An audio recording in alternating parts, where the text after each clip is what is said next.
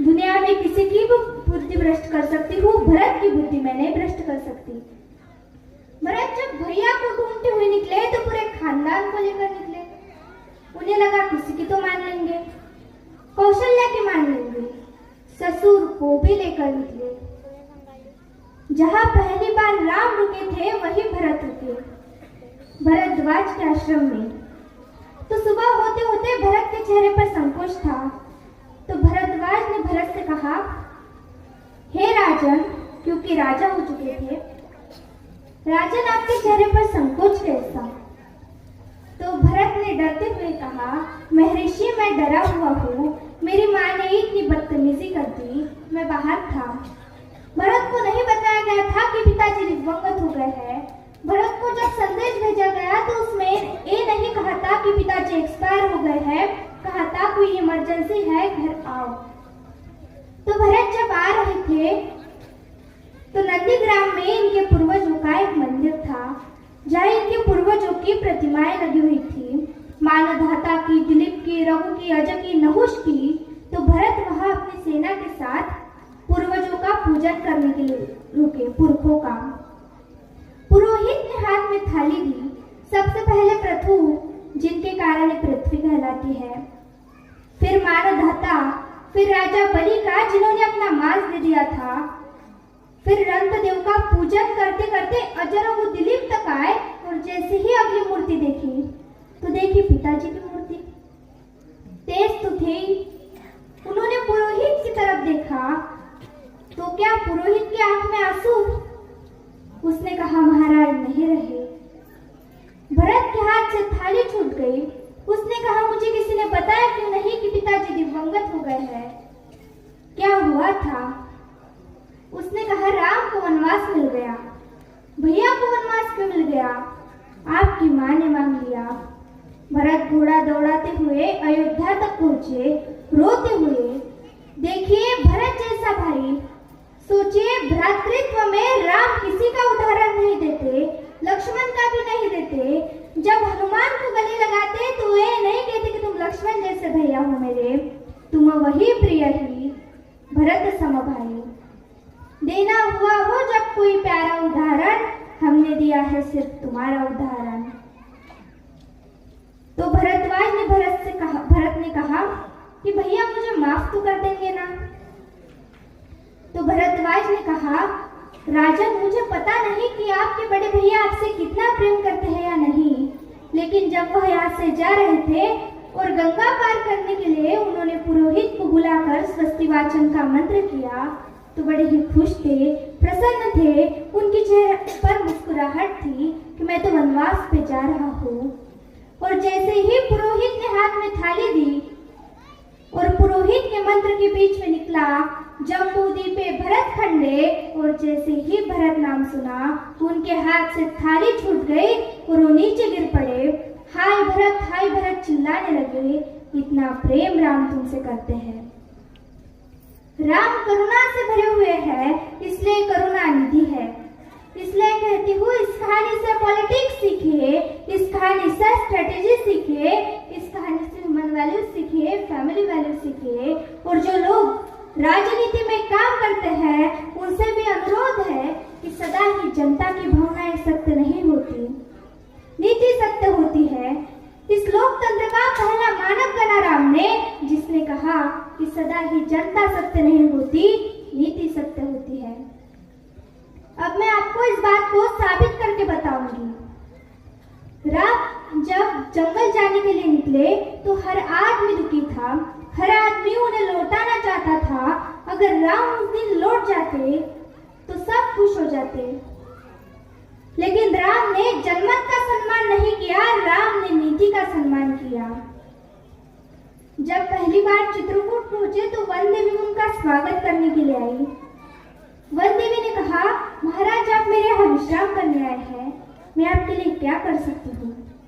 तो क्या मांगा होगा राम ने, जरा सोचिए।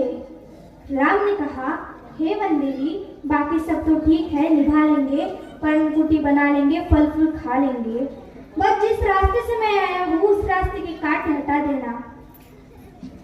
तो वन देवी ने कहा, महाराज अब आप तो आ गए हैं, अब काट हटाओ ना हटाओ मुझसे क्या? तो इस पर राम ने जो उत्तर दिया वो आपकी आग भिगोने के लिए काफी है।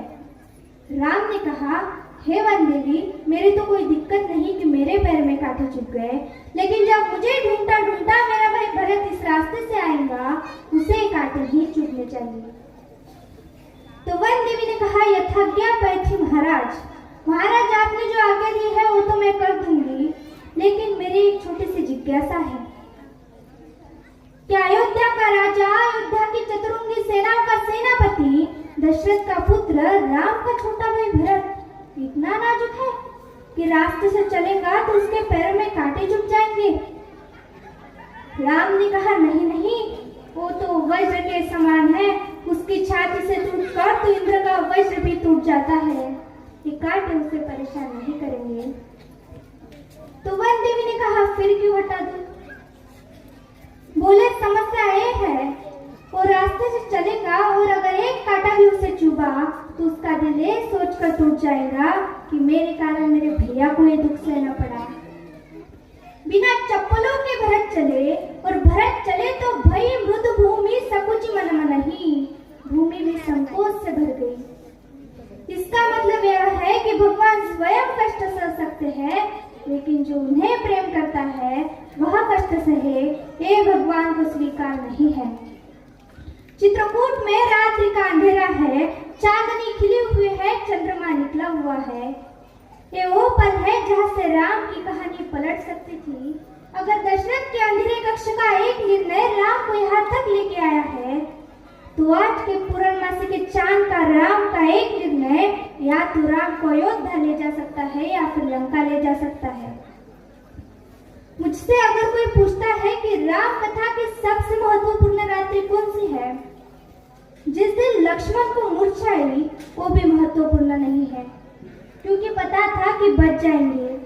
जिस दिन सीता माँ का अपहरण हुआ, वो रात भी महत्वपूर्ण नहीं है, यही रात महत्वपूर्ण है, यही रात अंतिम है, यही रात भारी, जिसमें भरत, शत्रुघ्न, तीनों माताएं, गुरु वशिष्ठ, ससुर साहब, सास सब आए हैं कि राम लौट चलो। तदनंतर बैठी सभा उठच के आगे, नीले बितान के दीप तले पहुंचागे, टकटकी लगाए नयन सुरों के थे वे, सब देख रहे थे, परिणाम उत्सुक कुन भया तुरों के थे वे, वह चंद्रलोक था कहा चांदनी वैसी, प्रभु बोले गिरा गंभीर भूर निधि जैसी। जब सबने खाना खा लिया, सबने पानी पी लिया, तो भगवान ने सबको बिठाकर पूछा, क्या सवाल है पहला? भरत जैसे आदमी से, हे भरत भद्र, अब कहो अभिप्सित अपना, बताओ बेटा, इतनी दूर चलकर आए हो, क्या चाहिए? सब सजग हो गए, भंग हुआ जो सपना। एक बात पूछी कि बेटा बताओ क्यों आए हो? तो क्या कहा भरत ने? हे आर्य रहा क्या भरत अभिप्सित भी? भैया मुझसे पूछते हैं कि मुझे क्या चाहिए? मुझे तो सब मिल गया भैया, इसी दिन के लिए तो मेरा जन्म हुआ था। पिताजी मर गए मेरे कारण, आप जंगल में बैठे हो मेरे कारण, सोने के आभूषण पहनने वाली मेरी भाभी एक वलकल पहने हुए हैं मेरे कारण, जिसके सिर पर अयोध्या का राज मुकुट होना चाहिए उसके सिर पर जटाजूट है मेरे कारण। हे आर्य रहा क्या भरत अभिप्सित भी, मिल गया अकंटक राज्य उसे जब तक भी, पाया तूने तरु तले अरण्य बसेरा, रह गया शेष तदपि क्या मेरा। और इसलिए मैं भरत से इतनी प्रभावित हूँ कि भरत इतिहास का अकेला पात्र है जिसकी कोई गलती नहीं, फिर भी प्रायश्चित कर रहा है। भरत की कोई गलती नहीं है, उनकी माँ की गलती है, फिर भी वह अकेले प्रायश्चित कर रहे हैं। और यहीं से राम का लोकतंत्र प्रारंभ होता है। कैसे पूरी अयोध्या सोचती है कि कहीं अपराधित है। राम उस रात दो काम करते हैं। पहला, भरत को लोकतंत्र का मंत्र देते हैं और दूसरा माता कैकेयी को स्वीकार कर क्षमा का मंत्र देते हैं, क्योंकि राम को पता था कि भरत लौट कर भी जाएगा पर जीवन भर अपनी माँ से बात नहीं करेगा। इसलिए जब तीनों माएं पहुंची, प्रथम राम भेटी कैकेयी, राम ऐसे थोड़ी है कि प्रोटोकॉल नहीं समझते। पहले अपनी बड़ी माँ को प्रणाम करे, फिर सुमित्रा को प्रणाम करे, फिर कैकेयी को प्रणाम करे। राम को पता है कि कैकेयी के बारे में लोगों की अच्छी धारणा नहीं है। अगर आपके देश के प्रधानमंत्री या आपके प्रदेश के मुख्यमंत्री किसी ऐसे व्यक्ति से मिल ले जिनके बारे में आपकी अच्छी धारणा न बन रही हो, तो आपकी धारणा बदलती है। नहीं, प्रधानमंत्री मिले थे, मुख्यमंत्री मिली थी, इसका मतलब अच्छा होगा। हम इनकी प्रशंसा कर रहे हैं, फिर वो तो राम है। उन्हें पता है कि कैकेयी की मनोदशा कैसी है, और कैकेयी खुद कहती भी है, कहती है बेटे मुझसे जो अपराध हुआ है वह किसी से नहीं हुआ। कहते आते अभी सभी नर देही, माता नुकुमाता पुत्र को पुत्र भले ही। पर हाया जय सुने विरुद्ध विधाता, हे पुत्र पुत्र ही बनी कुमाता माता। थूके मुझ पर त्रैलोक के भले ही थूके, जो कोई कह सके कहे क्यों चूके। लेकिन एक बात मांगती हूँ राम तेरे दरबार में, छीने न भरत का किंतु मात्र पद मुझसे। हे राम दुहाई करूं और क्या तुझसे। देखिए कैसा क्षण है, कैकेयी अपने बेटे को मांग रही है राम से कि बेटे तू सबको सब कुछ देता है, मुझे सिर्फ इतना दे दे, मुझे रानी मत रहने दे, जंगल में रहने दे, भरत की माँ बनी रख बस, इसी के लिए तो सब किया है। राम ने कहा, हे अम्ब ओ मेरी माँ, हे अम्ब तुम्हारा राम जानता है सब, इस कारण वह कुछ खेद मानता है कब। फिर कैकेयी ने याद दिलाया राम को कि याद है बेटा, जब तू छोटा था मेरा सपना देख के आ जाता था, कौशल्या से कहता था कि माँ मैंने छोटी माँ का सपना देखा, मुझे छोटी माँ के पास छोड़ दो। तुझे गोदी में लेकर कौशल्या मेरा दरवाजा खटखटाती थी। ओ कोयल, ये तेरा कोयल का बच्चा जाग गया है, रो रहा है तेरे लिए। होने पर बहुधा अर्धरात्रि अंधेरी, जी जी आकर करती पुकार थी मेरी। लो कुहुकुनी ओ कोयल, लो कुहुकुनी तेरा कुकरा मैं जागा, निज मंजली माँ का स्वप्न देखो तभागा। होने पर बहुधा अर्धरात्रि अंधेरी, राम ने क्या कहा, मैं वही राम तू वही कैकेयी मेरी, मैं वही राम तू वही कैकेयी मेरी। 100 बार धन्य वह एक लाल की माई, कौन 100 बार धन्य वह एक लाल की माई, जिस जननी ने है जना भरत सा भाई। पागल सी प्रभु के साथ सभा चिल्लाई, 100 बार धन्य वह एक लाल की माई, 100 बार धन्य वह एक लाल की माई। कौशल्या से लेकर जनक तक सबका बहुमत राम को लौटाने का था, लेकिन राम नीति के साथ रहे, जनमत की अपेक्षा नहीं की। भरत जैसा भाई पाना, लक्ष्मण जैसा भाई पाना कैसे कैसे चरित्र है भाई। एक भरत की पत्नी है मांडवी, उनका जिक्र नहीं होता। एक हमारी माँ और है उर्मिला, उनका जिक्र नहीं होता। मांडवी का कलेजा देखिए, उर्मिला का कलेजा देखिए। जब भरत ने आकर राज्य संभाल लिया, भाई की पादुकाएं सिंहासन पर रखकर, तो कौशल्या जाग रही थी। उसने देखा कि ऊपर कोई घूम रहा है, कोई छाया घूम रही है महल में। तो कौशल्या ने ऊपर जाकर देखा तो मांडवी घूम रही थी, भरत की पत्नी। उसने मांडवी से कहा, बेटी तू अभी तक सोई नहीं, जाग रही है। मांडवी ने कहा, हाँ माँ मैं जाग रही हूँ। भरत सो गया होगा बेटा, तू भी जाकर सो जा। मांडवी ने कहा, माँ वो तो यहाँ है ही नहीं, कहाँ गया? उन्होंने कहा है जब तक भैया जंगल में रहेंगे मैं महल में नहीं रहूंगा। तो फिर कहाँ गया? वो नंदीग्राम दिखता है ना वहाँ दूर, वहाँ उन्होंने कुटिया बना ली है, प्राइम मिनिस्टर ऑफिस वही बना लिया है, वही फाइल मंगाते हैं। कौशल्या ने कहा, बेटा तुझे नहीं ले गया? संकोच में पड़ी हुई मांडवी ने कहा, माँ मैंने तो कहा था कि मुझे ले चलिए, आप जंगल में कैसे रहेंगे अकेले, मैं सेवा कर दूंगी। लेकिन उन्होंने कहा, भाभी भैया के साथ चली गई है, तीनों माँओं को देखने के लिए कोई नहीं है, तुम यही रुको, उनकी जिम्मेदारी हम पर है। कौशल्या ने कहा, बेटा सो जा। मांडवी ने कहा, नहीं माँ, उनकी कुटिया दिख रही है, वहाँ भी दीपक जला हुआ है, इसका मतलब वह भी काम कर रहे हैं। एक बार वह दीपक मंगल हो जाए फिर मैं भी जाकर सो जाऊंगी। ऐसे हमारी मांडवी है। लोग भी कैसे कैसे है भाई छोड़िए, पत्नी छोड़िए, माता छोड़िए, पिता छोड़िए, मित्र छोड़िए, शत्रु भी कैसा भाई। इस कहानी का तो विलन भी कितना खूबसूरत है, कमाल का विलन है। उत्तम कुल पुलस्थ मुनि नाती, पुलस्थ मुनि का नाती है।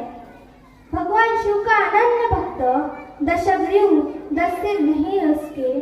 वो तो संबित है जो राम लीला में लगा देते हैं।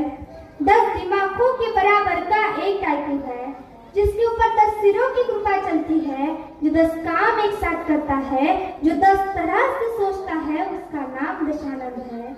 10 सिर वाला है वो। 9 ग्रहों उसके चरणों में लेटे हुए हैं, शनि के ऊपर तो पैर रखे हुए हैं, फिर भी राम से हार गया। कारण बताती हूँ क्यों हार गया। राम इच्छाओं से मुक्त है, रावण इच्छाओं के पाश में बंधा हुआ है।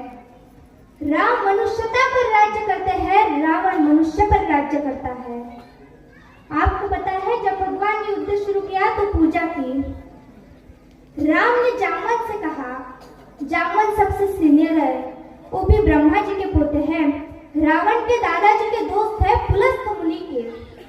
तो राम ने जामवंत से कहा कि प्रभु महाराज जामवंत जी, मैं युद्ध करने जा रहा हूँ, तो उससे पहले मैं पूजा करना चाहता हूँ।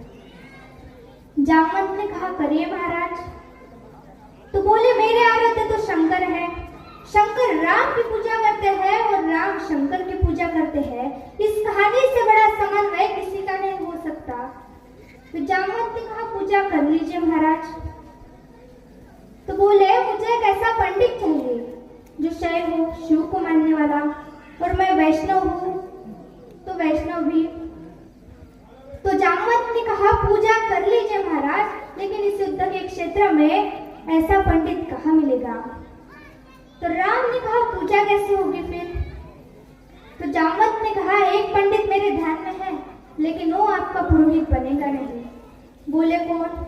पुलस्थ मुनि का नाती महारथी रावण, उससे करा लीजिए।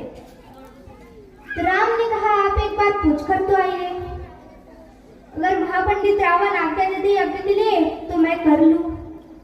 रावण को पता चला कि जामवंत बुलाने आए हैं। उसने सभी से कह दिया, जैसे ही दादा जामवंत आए कोई उनसे प्रश्न ना करे, उन्हें सिर्फ महल का मार्ग दिखा दे, सब पैर छुए जामवंत जी के। रावण किले के द्वार पर आया। उसने कहा, पितामह, मैं धन्य हुआ कि आप पधारे। जामवंत ने कहा, मैं बहुत प्रसन्न हुआ तुम्हारी अतिथि सेवा देखकर। बिठाया, पूछा कैसे आए। जामवंत ने कहा, मैं एक इच्छा लेकर तुम्हारे पास आया हूँ। मेरे साथ 2 यजमान हैं, वे दोनों युद्ध शुरू करने के लिए पूजा करना चाहते हैं, क्या तुम उनका पुरोहित बन सकोगे। तो रावण ने कहा, जहाँ तक मुझे सूचना है, आपके दोनों यजमान अयोध्या के निर्वासित राजकुमार राम और लक्ष्मण तो नहीं है। जामवंत ने कहा, हाँ दशाधीश, वे ही दोनों हैं, क्या आप स्वीकार करेंगे। उसने हाँ ना नहीं करी, फिर बोला, क्या उनकी यज्ञ का उद्देश्य लंका विजय है। जामवंत ने कहा, हाँ, उनका यही उद्देश्य है, क्या आप स्वीकार करेंगे। रावण ने कहा, मैं तो सिर्फ जिज्ञासा के लिए पूछ रहा था बस, अन्यथा द्वार पर कोई किसी पंडित से यज्ञ के लिए पूछे तो अस्वीकार करना उसका धर्म ही नहीं है। मैं आपके साथ चलूंगा और उनका यज्ञ करवाऊंगा। जामवंत ने कहा, क्या मुहूर्त निकला फिर। उसने नवग्रह को बुलाया, वो तो अपने ही हाथ में था। तू इधर बैठ, तू इधर बैठ, तू इधर बैठ, तू मिनिस्टर है, तू फुल कैबिनेट। बता कितने बजे का मुहूर्त है। जिस सुबह 5:30 बजे ब्रह्म मुहूर्त, जिसमें हम पैदा हुए हैं। तो रावण ने कहा, 5:30 बजे का मुहूर्त है, मैं 5 बजे आ जाऊंगा। जामवंत ने कहा, आचार्य आचार्य हो गए अब तो रावण। आचार्य, पूजा के लिए क्या क्या सामग्री लाऊं, क्या व्यवस्था करनी है। तो रावण ने कहा, आपके यजमान मेरे यजमान जंगल में है, अगर यजमान के पास कोई सामग्री ना हो तो पुरोहित का धर्म है कि वो सारी व्यवस्था बना के लाए। मैं सारी व्यवस्था बना के लाऊंगा। सुबह यही हुआ, शिवलिंग की स्थापना हुई। पालुका की मिट्टी से एक विशेष विग्रह बनाया राम ने अपने ओजस्वी हाथों से। राम अजानुभाव है, घुटने तक हाथ आते हैं उनके। ये पुरुषोत्तम का लक्षण है। महाराणा कुंभा वो भी अजानुभाव थे। कभी कुंभलगढ़ के किले में जाइए, 3 फीट का ऊंचा शिवलिंग है। वह अपने ही हाथों से रुद्राभिषेक करते थे बिना ऊपर चढ़े। वे भी सूर्यवंशी थे। राम अजानुभाव है। धोती पहने हुए, तिलक लगाए हुए तेजस्वी रावण पहुंचा। राम और लक्ष्मण ने खड़े होकर अपने पुरोहित को प्रणाम किया। राम ने कहा, आचार्य, मैं दशरथ का पुत्र राम अपने छोटे भाई लक्ष्मण के साथ आपको प्रणाम करता हूँ। दोनों ने पैर छुए रावण के और कहा कि आचार्य आसन ग्रहण कीजिए। आचार्य ने पूजन प्रारंभ किया। अब एक की पत्नी कहां से आई? इंद्रजीत से कहा रावण ने कि बेटा इंद्रजीत, यजमान की पत्नी को उनके पार्श्व में स्थापित करो। अपहरण गई हुई माँ जगत जननी भरतेश्वरी पार्श्व में बैठी। पूजन प्रारंभ हुआ। आचार्य ने पूजन संपन्न होने के बाद अपने यजमान को आशीर्वाद दिया। मैं आशीर्वाद देता हूँ कि आपने जो यज्ञ किया है वो आपका सारे देवताएं मिलकर वो आपका संकल्प पूर्ण करे। मैं आशीर्वाद देता हूँ। जब चलने लगे तो राम ने जामवंत से कहा, आचार्य से, आचार्य दक्षिणा। आचार्य हंसा और बोला कि त्रैलोक्य की संपदा आपके आचार्य के पास है, कुबेर का रथ आपके आचार्य के पास है, ऐसे में मेरा वनवास यजमान मुझे क्या दक्षिणा देगा? तो राम ने कहा, मैं रघुवंशी हूँ, बिना दक्षिणा के पूजन कराना मेरे लिए निष्फल हो जाएगा। आप दक्षिणा तो मांगिए। तो रावण ने जो दक्षिणा मांगी उससे रावण को भी राम की तरफ से प्रेम भेजा जा सकता है। रावण ने कहा, मेरी दक्षिणा यही है कि जब आपके आचार्य का अंतिम समय आए तो मेरे दोनों यजमान मेरे सामने खड़े रहे। राम और रावण में एक ही अंतर है। आप ढूंढ लेना आपके अंदर राम है या रावण है। राम के पास जो है वो पर्याप्त है और रावण को जो प्राप्त है वो पर्याप्त नहीं है। जब रावण का निधस्त शव पड़ा हुआ है तो मंदोदरी ने विलाप करने के बाद पूछा कि वो कहाँ गया जिसने से इन्हें मारा? तो लोगों ने कहा वहां बैठा हुआ है। शाम ढल रही है और राम एक उदास पत्थर पर बैठे हुए हैं। कितना रक्तपात क्यों हुआ? दुखी है राम लाशों को देखकर। तो मंदोदरी गई, पीछे से पहुंची। चिंताग्रस्त राम ने एक परस्त्री की छाया देखी जो पैरों के पास आ रही थी। राम सचेत होकर उठे और कहा कि देवी, मैं आपको प्रणाम करता हूँ। इस निर्जन रण क्षेत्र में आप कौन हैं? मंदोदरी ने कहा, हे राम, मैं रावण की दुर्भाग्यशाली पत्नी मंदोदरी हूँ। राम ने कहा, माँ, मैं आपके इस शोक के लिए क्षमा चाहता हूँ। आपका पति बड़ा तेजस्वी था, महाज्ञानी था, उच्च कुल में पैदा हुआ था, ब्रह्मा का वंशज था, लेकिन उसने अनीति की थी, इसलिए मुझे उसको मारना पड़ा। मंदोदरी ने कहा, राम, मैं इसलिए नहीं आई कि मैं तुम्हें कोसूं। राम ने कहा, फिर किस लिए आई हो माँ? तो मंदोदरी ने कहा, मैं देखने आई थी कि जिसने पूरी दुनिया पराजित कर दी उस महापराक्रमी को हराया किसने? ऐसा इसमें क्या है जो मेरे पति में नहीं था? तो राम ने कहा, क्या अंतर है? आपको पता चल गया? मंदोदरी ने कहा, हाँ, आने से पहले ही पता चल गया। तो क्या अंतर है? मंदोदरी ने कहा, राम एक मेरा पति था जो मेरे जैसे सुदर्शना होते हुए भी तेरी पत्नी चाहता था, और एक तू है कि पीठ पर सभी परस्त्री की छाया पड़ी तो उठकर खड़ा हो गया। ये उसमें और तुझ में अंतर है।